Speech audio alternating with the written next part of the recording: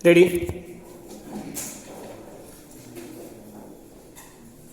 Ready start. महोदय, पंजाब के संबंध में मुझे यह कहना है कि अभी कुछ दिन पूर्व वहाँ पर भाषा का प्रश्न उत्पन्न हुआ।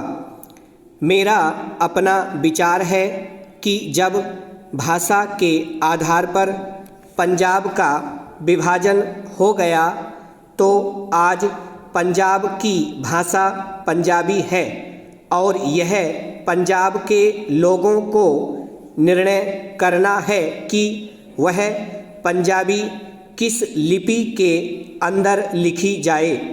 लेकिन एक बात मैं पंजाब की सरकार से आपके माध्यम से निवेदन करना चाहता हूं कि आज जब पंजाब के अंदर 45% लोग इस प्रकार के हैं जो यह कहते हैं कि हमारी अपनी मातृभाषा हिंदी है, तो पंजाब की सरकार को अल्पसंख्यकों की भाषा को संरक्षण देने के नाम पर दूसरी भाषा के रूप में हिंदी को मानने में किसी प्रकार की कोई आपत्ति नहीं होनी चाहिए।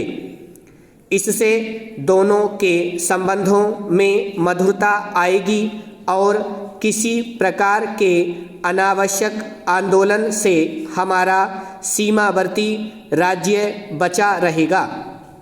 जहाँ तक लिपि का संबंध है, लिपि के संबंध में मैं बलपूर्वक किसी लिपि को समाप्त करने के पक्ष में नहीं हूँ।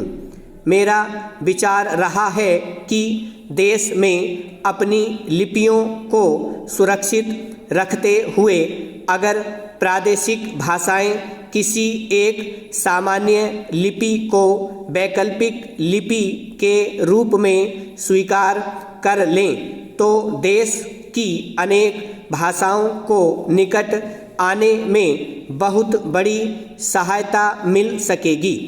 अगर पंजाब के लोग भी इसी आधार पर विचार कर सकें तो मैं समझता हूँ कि यह पंजाबी भाषा के हित में और देश की एकता के हित में होगा।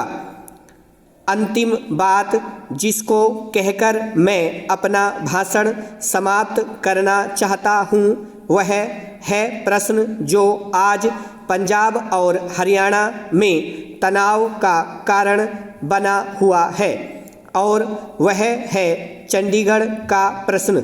सभापति जी, आपने देखा होगा कि कल इस प्रश्न को लेकर यहाँ एक गर्मागर्मी का वातावरण भी उत्पन्न हुआ।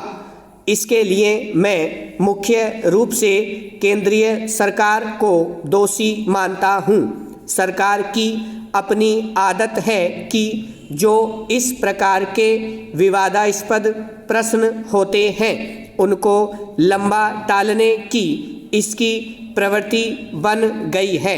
सरकार सोचती है कि अगर कोई प्रश्न लंबा टाला जाएगा तो लोग भूल जाएंगे और अंत में तनाव स्वतः ही नहीं रहेगा। इतिहास इस बात का साक्षी है कि जिस प्रश्न को सरकार ने टालना चाहा, चाहे मैसूर महाराष्ट्र का सीमा विवाद का प्रश्न हो, गोदावरी या कृष्णा के जल का झगड़ा हो। बराबर।